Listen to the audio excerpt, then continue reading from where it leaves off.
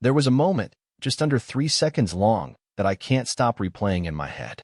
It wasn't some dramatic argument or a screaming match or her walking out the door with a suitcase. No, it was smaller than that. Quieter.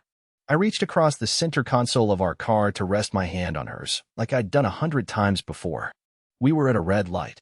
She flinched, pulled away, didn't say a word, just stared straight ahead and adjusted the radio like I hadn't even tried. That's it. That's the moment. 3 seconds. And I swear, my entire life tilted. Because that wasn't just her avoiding touch. That was her rejecting me.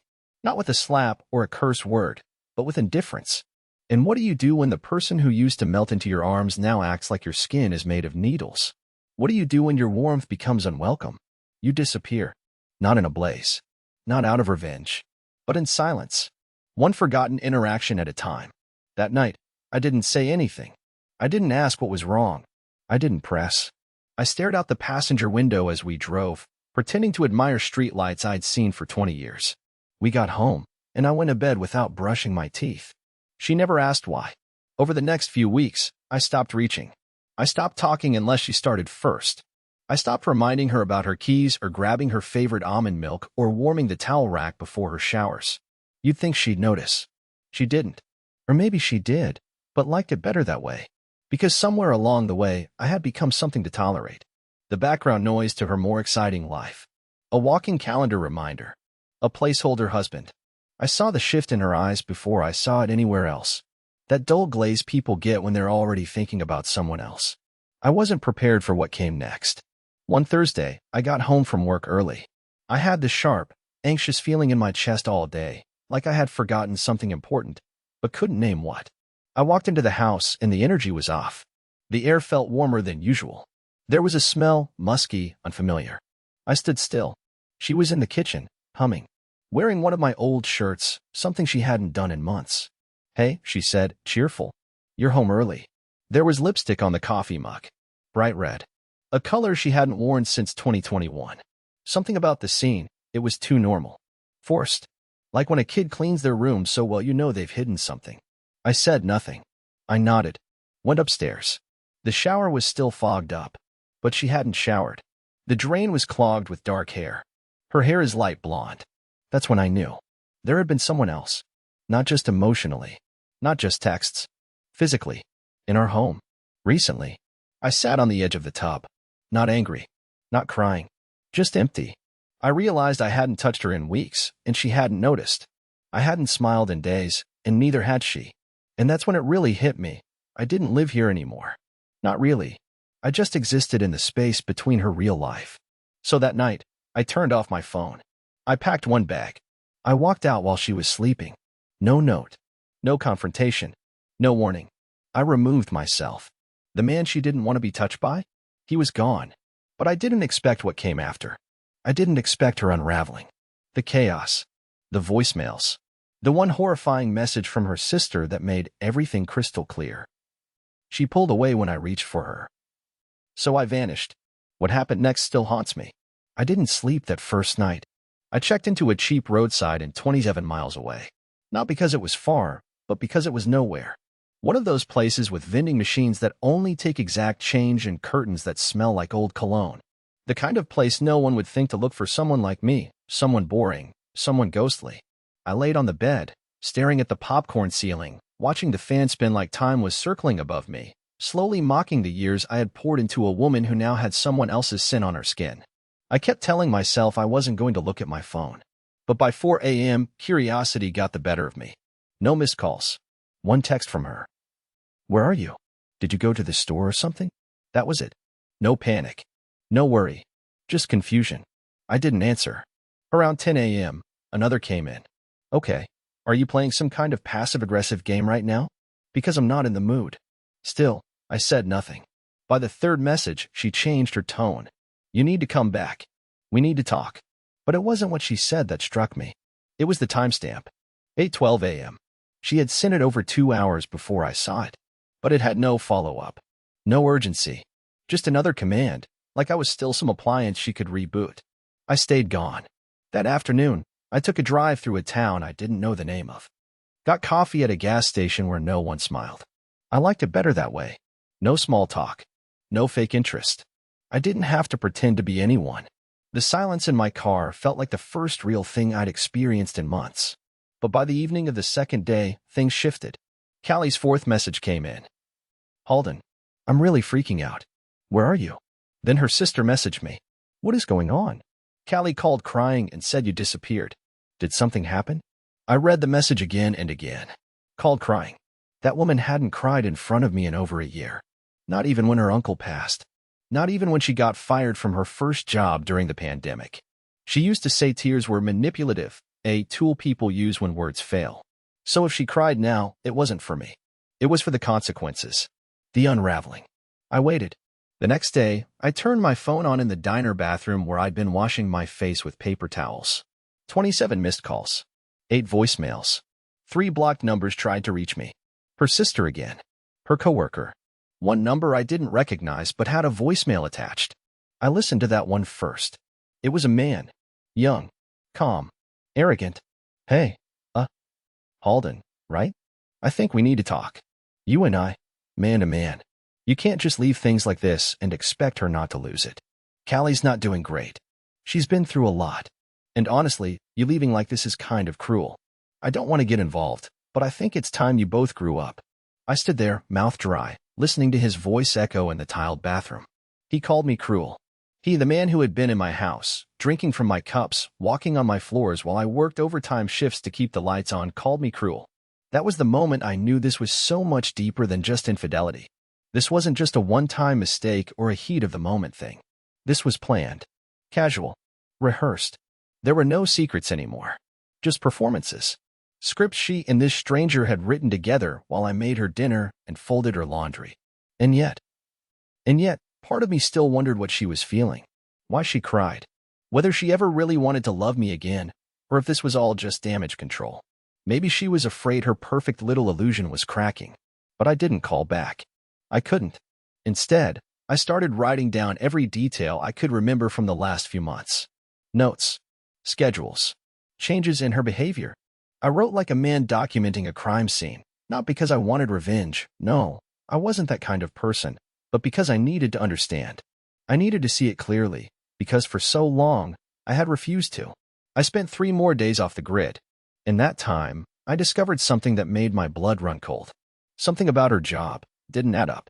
A credit card statement, hidden in a shared cloud folder I had forgotten existed, revealed a string of transactions that weren't hers, but weren't mine either. A hotel 3 blocks from our house. A spa I'd never heard of. Wine purchases from a place she told me she hated. And worse, charges on my card. My name. Which meant not only had she pulled away, not only had she let someone else into our home, she was spending my money to treat him. And I had proof. But what I did next didn't make her angry. It made her terrified. She pulled away when I reached for her. So I vanished. What happened next still haunts me. I don't know if there's a specific word for the moment when sadness turns into clarity, but I felt it while sitting in a diner booth at the edge of nowhere, staring down at the receipt I had printed from our old shared cloud folder. My name, my bank account, but not my life. It felt like reading the financial log of someone else's story, a story in which I was just the quiet sponsor. That hotel, she had visited it 4 times over the span of 2 months. Always around the same day, she said she was catching up on admin at work or too drained for dinner. One charge even appeared on our anniversary. Our anniversary. I didn't cry. I didn't even feel heartbroken anymore. It was like my body had run out of space for grief. I just felt still. Cold in a way I can't fully explain. Like the final puzzle piece had locked into place, and the image it revealed wasn't just betrayal, it was betrayal wrapped in comfort, coated in casual silence. And that's when I knew I couldn't just disappear quietly anymore. Not for revenge. Not to hurt her. But because this story, the real one, needed light. And I was the only one who could hold the flashlight. I drove back into town. Not home. Not yet. I made 3 stops. First was the credit union where our joint account lived. I pulled every document tied to my name and requested detailed statements for the past 12 months. The clerk gave me a sympathetic look when she handed me the thick envelope. I didn't ask what she was thinking. I was afraid it would break me again. Second, I went to the library. Not for books, but to scan and save every page onto a USB I labeled nothing left. I didn't trust digital anymore. I wanted paper. I wanted ink. I wanted to hold the lies in my hands. Third, I went to the hotel, the one 3 blocks from our house. I walked into the lobby, my heart racing like I was about to rob the place. The woman at the front desk looked up and smiled. "Checking in?" she asked. "No," I said, my throat dry. "I'm actually trying to confirm a few past stays under my wife's name. I believe there may have been a billing error." She hesitated. "Sir, we can't share guest information due to privacy. I'm the one who paid for it," I interrupted. "My name's on the card. I just need dates. That's all." I slid the receipt across the counter. After a pause, she checked the system. Her face changed. That neutral hotel smile slowly evaporated. "I see 4 matches. Same guest. Room 203 each time. Do you want me to print it?" I nodded. My hands were shaking, but I didn't let it show. She handed me the paper. I thanked her and walked out slowly, like I was carrying a bomb. Room 203. Over and over again. I wondered if it was their room. Did they laugh in there? Did she use the same shampoo she used at home? Did she think of me at all while she was lying in that bed? I didn't drive home. I sat in my car outside the hotel for almost 2 hours, thinking, not just about the affair, but about what I had become. The man who pays for his wife to cheat. The man she no longer wants to touch. The man who disappeared without her noticing for days. And I asked myself, what am I still protecting her from? That night, I returned to the house. Quietly. The lights were off, but her car was in the driveway. I let myself in through the back door. Everything was in place. The shoes by the door. The lavender candle she liked half burned on the windowsill. The blanket still crumpled on the couch. She hadn't touched my side of the bed. In the kitchen, I placed the hotel receipt in the fruit bowl. On top of it, I left the USB. Next to that, I left my wedding band. Not in anger. Just as evidence. I didn't make a scene. I didn't wake her. I didn't smash anything or scream or demand answers. I just wrote 4 words on a sticky note and placed it beside the ring. I finally saw everything. Then I left again. But this time she noticed. Within 30 minutes, my phone blew up. Texts, calls, voicemails, one after another. "Halden, where did you go? Please answer. Please. What did you see? I can explain. Just talk to me. Please don't do anything stupid. Come back." The guilt in her tone didn't feel like sorrow. It felt like fear. Fear that the illusion was over. Fear that the man who'd been quietly holding the seams of her fake world together had finally let go. But I didn't answer. Not yet. I needed more. One part of me, against all logic, still needed to understand why. Not just how she could betray me, but how she lived with it. So I sent her one message. "If you want to talk, really talk, you'll come clean. All of it. No games. No lying." Her response took less than 2 minutes. "Meet me tonight. I'll tell you everything. But you won't like what you hear." And she was right. What she told me that night changed everything I thought I knew about her and about myself. She pulled away when I reached for her. So I vanished. What happened next still haunts me. We met at midnight. Her request. She said she didn't want anyone to see us together, not her sister, not our neighbors, not even some mutual friend who might be out late. She picked a little parking lot behind an old strip mall where the streetlights barely worked and the air smelled like burned coffee and asphalt. It felt like the kind of place secrets went to rot. Fitting. She sat in her car when I pulled up. She didn't get out. Just sat there with her engine idling like she wasn't sure if she'd bolt or stay. I parked beside her, rolled down my window. She did the same. Our eyes met for the first time in what felt like years. She looked like someone had shaken her life and poured out all the pieces. Makeup smudged. Eyes puffy. Hair tied back hastily. Not her usual curated self. For once, she looked real. But I wasn't sure I wanted the real version anymore. "You saw the charges," she said, skipping hello. I didn't answer. She looked down. "I never planned to hurt you, Halden." I exhaled slowly. "Then why did you?" She was quiet for a long time. I could see her chewing on her lip, as if searching for an answer that might sound less cruel than the truth. But it didn't come. And eventually, she said what I think she'd been dying to say for a long time. "I didn't think you'd leave." There it was. No long justification. No crying speech about how she felt emotionally abandoned. No twisting it into something I had done. Just that. The calm, horrifying truth. She didn't think I had it in me to walk away. She went on. "It started with one mistake. You were working that overnight shift, and I went to that stupid industry mixer. There was wine. I was angry. I felt invisible. So I let someone flirt with me. He made me feel like I was 20 again, like I mattered. One thing led to another, and, God, I thought it would end there. I thought I'd hate myself. But I didn't. I stayed silent, watching the fog rise from her car exhaust. My heart wasn't racing. I wasn't crying. I felt strangely detached, like I was just watching two strangers reenact the worst parts of my life. She kept talking. I kept seeing him. Then someone else. It got easier. I told myself you wouldn't notice because you didn't ask. You never demanded anything from me, Halden. That made it so easy to hide. It wasn't a confession. It was a confession and a diagnosis. I had made it easy. I had loved her gently, without boundaries. I had folded her life into mine without asking for proof she wanted to be there. And when the affection drained, I didn't fight for it. I just waited, quietly, thinking maybe she'd come back to me if I was patient enough. Did you love any of them? I asked. She winced. No, I don't think so. Not like that. Then what was it? She gripped the steering wheel. It was like stepping out of a cage. No expectations. No responsibilities. No history. Just me. For once. Just me. She said it like she was proud of that. Like her affairs were a form of self-care. I felt something shift inside me. Not pain, not betrayal. Something colder. The man who had been waiting at home, warming dinner, texting gentle reminders, he no longer existed. She had killed him with indifference, and now she was sitting here, trying to grieve him like she didn't hold the knife. Why are you telling me this now? I asked. She hesitated. Because you're really gone this time. And I can't handle it. There it was again. Not guilt. Not remorse. Just fear of loss. Not fear of losing me, but of losing control. Then she hit me with the thing that left me reeling. I think I might be pregnant. The world didn't spin. It snapped. I stared at her. My mouth moved, but no sound came out. I just blinked at the words, trying to make them mean something else. Pregnant. I finally whispered. Mine. I don't know, she said, voice cracking. That was it. That was the moment she obliterated whatever flicker of empathy I still had for her.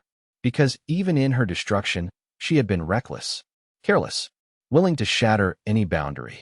And she still expected me to fix the fallout. I started my engine. She reached out the window toward me. Halden, please. Don't walk away like this. I looked at her hand, then at her face. The mascara stains. The panic. And I said the one thing I'd never said in 10 years of marriage. You already walked away. I just finally followed. Then I drove off. She didn't chase me. But the next day, she did something I never saw coming. Something that made everyone in our circle turn toward me with wide eyes.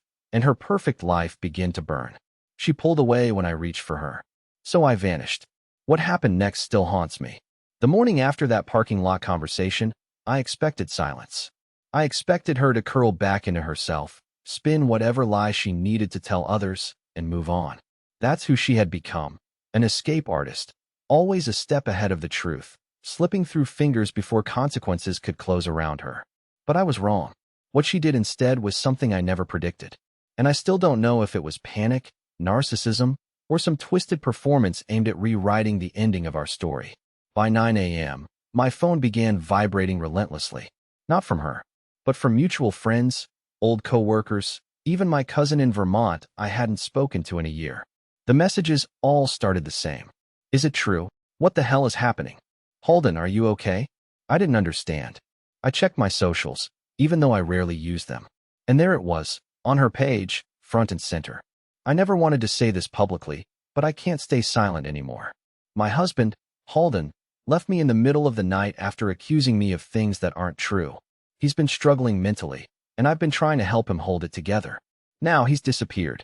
If anyone sees him or hears from him, please let me know. I'm worried sick. A picture accompanied it. An old photo of me sitting on a picnic blanket, smiling with a sandwich in my hand. A snapshot of peace. But the caption poisoned it. She didn't just lie. She reversed the entire narrative. In one paragraph, she turned me into the unstable, paranoid husband who vanished after making false accusations. She painted herself as the victim, devastated, helpless, full of concern. People ate it up. The comments came flooding in. You're so strong, Callie. Stay hopeful. He didn't deserve you. If he was toxic, you did the right thing letting him go. She was winning the sympathy war before I even knew there was one. But then it got worse. Much worse. Someone forwarded me a private group post, one I wasn't a member of. a women's wellness circle she had been part of for years. There, in a private post, she shared screenshots of our private texts. Selective ones. Cropped. Edited.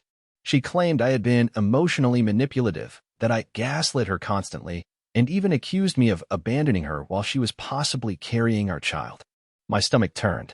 Not because of the lies, but because I realized something chilling. She wasn't trying to get me back. She was preemptively erasing me. She was building a story where she was the heartbroken wife abandoned by a mentally unstable man, so that if I ever came forward with the truth, no one would believe me. And the worst part? It was working. I got a message from my boss asking if everything was all right. He said someone from HR had seen the post and was concerned. I hadn't even told him I left my house. My job, the one stable thing left, was now being pulled into her narrative. I sat in a parking lot outside a coffee shop with my fingers trembling over my phone. I thought about posting the hotel receipts, the screenshots, the voicemail from the guy she cheated with. I thought about blasting the truth for the whole world to see. But then I stopped, because something inside me said, that's exactly what she wants. She wanted chaos. She wanted me to react, to spiral, to give her just enough unhinged behavior that it would validate her version. She had laid the trap, and I was standing on the edge. So instead, I did something colder. I went silent. Again, no rebuttal, no message, no comments. I deleted my social media entirely. I became digital vapor, and that broke her. Over the next 48 hours, the narrative began to crack. Not from anything I said, but from what I didn't say. People began asking questions beneath her post. Why hadn't she filed a missing persons report? Why wasn't she talking to the police if she was so worried? Why were her proof screenshots oddly cropped and missing timestamps? She began deleting comments. Then she turned off replies entirely. I stayed in a short-term rental under a friend's name, reading every update like I was watching a house collapse in slow motion. She was unraveling publicly in real time, while I sat drinking cheap coffee and planning my next move. Then, 2 days later, the unexpected happened. Someone slid into my email anonymously. No name, no intro, just a message. She's lied about worse things than this. If you want to know the truth, meet me tomorrow at 3, 9th and Latham, behind the mechanics. Attached was a single photo. Blurry, grainy, but clearly showing Callie with a man I'd never seen before. Not the smug Audi guy. Someone older, wearing a wedding ring. There was a second life, a darker one, and someone wanted me to see it. She pulled away when I reached for her. So I vanished. What happened next still haunts me.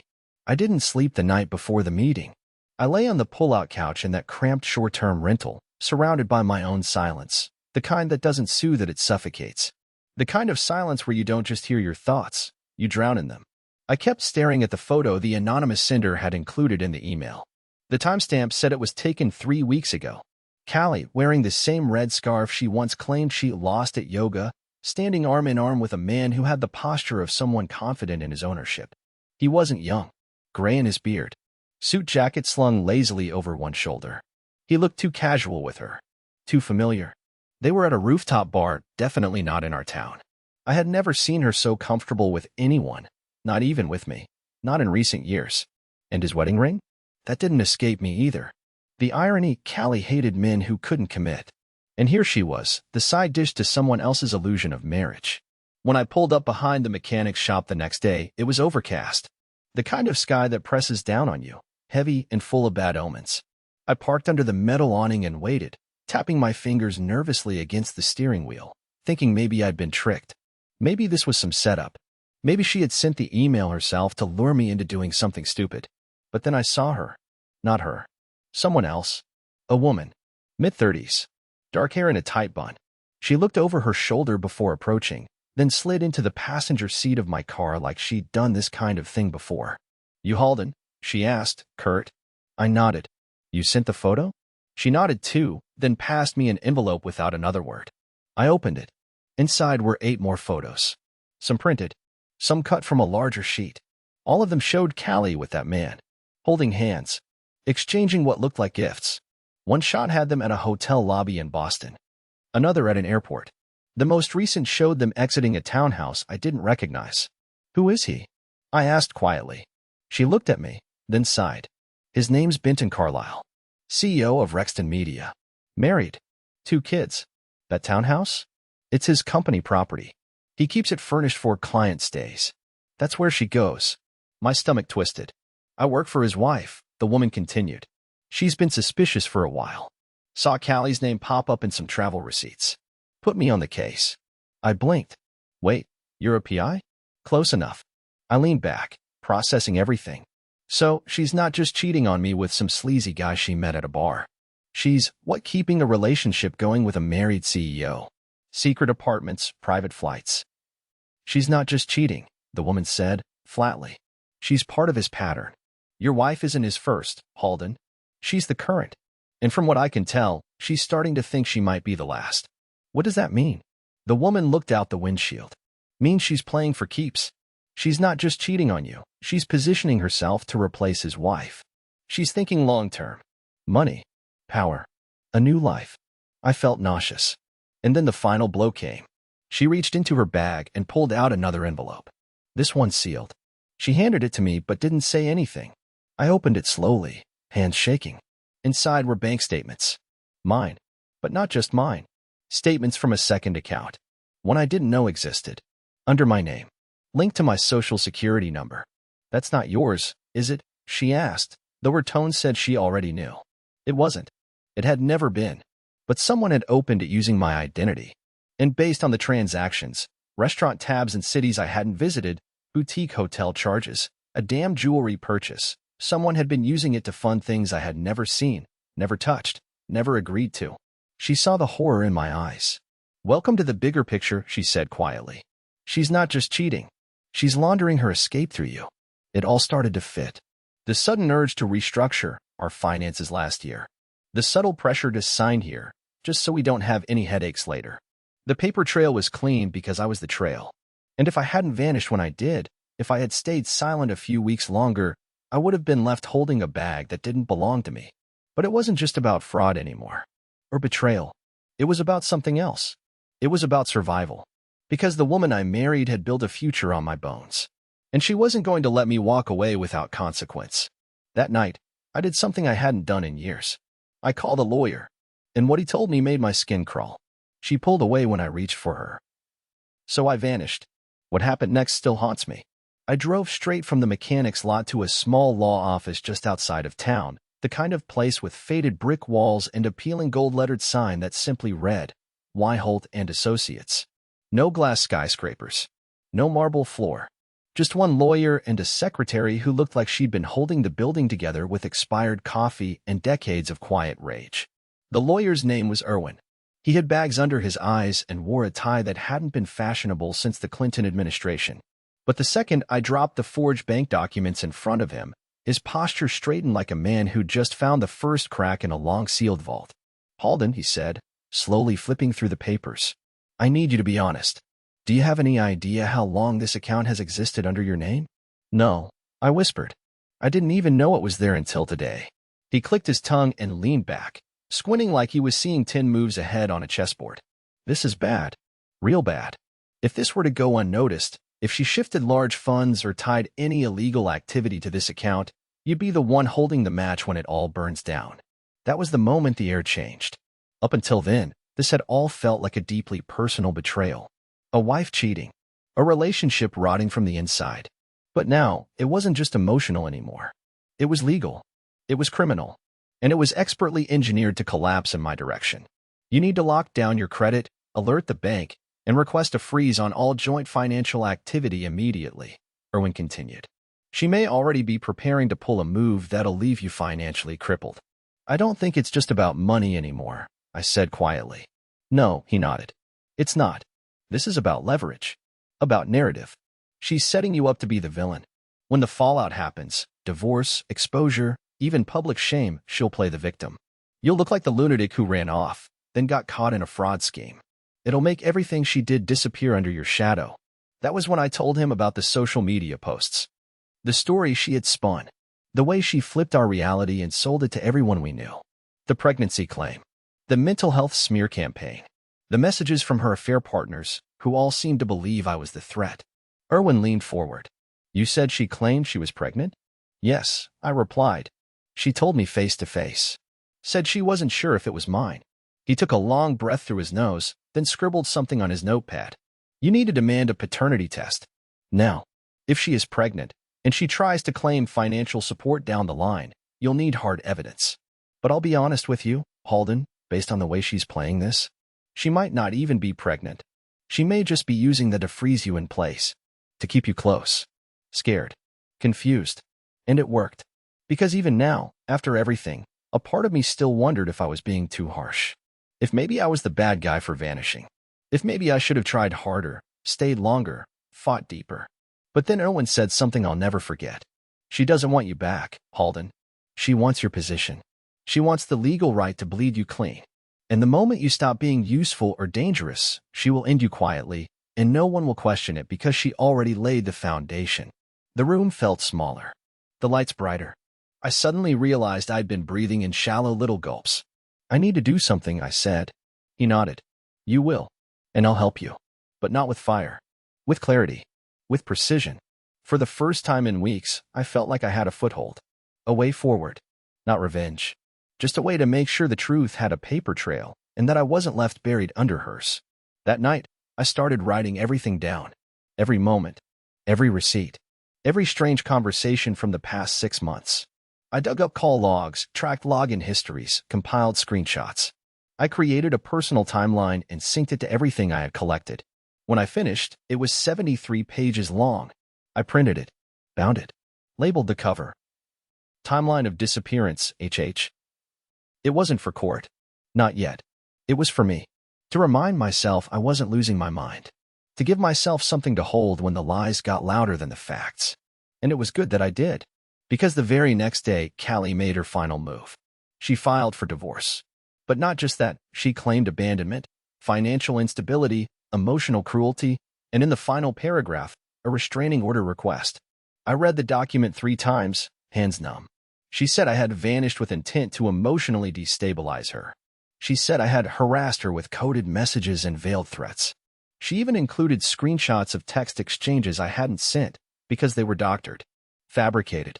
The restraining order was denied, thanks to my lawyer's fast work and a copy of my verified location records. But it didn't matter. The damage was done. Her side of the story was now part of the court record. Anyone skimming the case would see the word harassment and stop reading.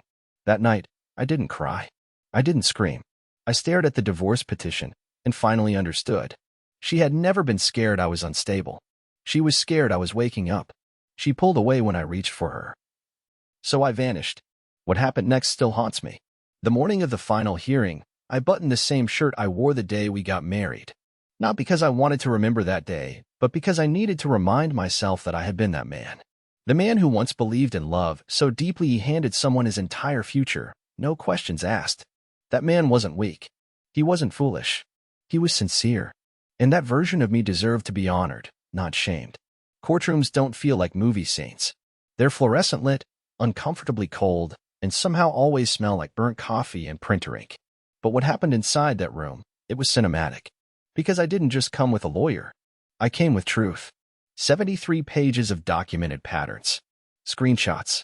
Dates. Audio recordings. A verified timeline. I had receipts of the forged bank account.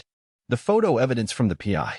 Even a signed affidavit from Benton Carlisle's wife, confirming the affair and providing financial crossover between Callie and Benton's client account.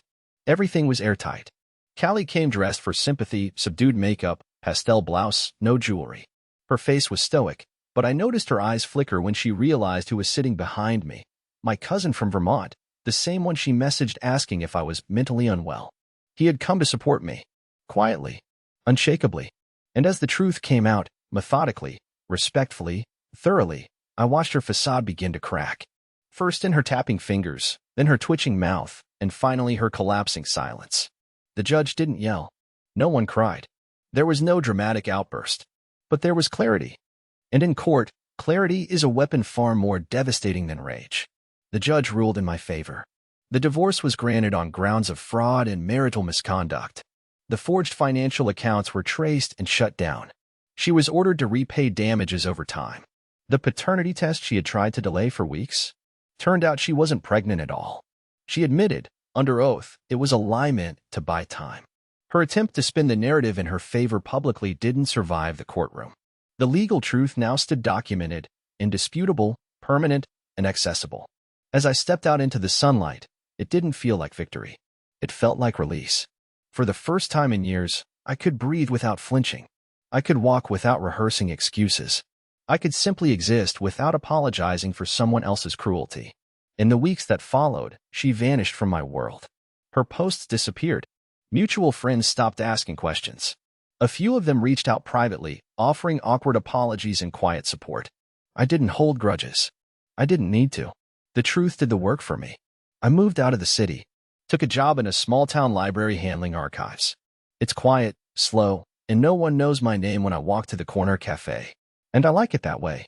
Sometimes, I still think about that night in the car. The flinch. The silence. The moment she pulled away from my hand. I'm grateful for it now. Because that tiny act, the thing that gutted me in real time, was actually the beginning of my healing. She pulled away, and I vanished. But in that disappearance, I found something I didn't know I was missing. Myself. I'm not broken. I'm not angry. I'm not lost. I'm rebuilding. And for the first time in a long time, I'm looking forward. Thanks for listening, Reddit. I didn't just survive her betrayal. I outgrew it.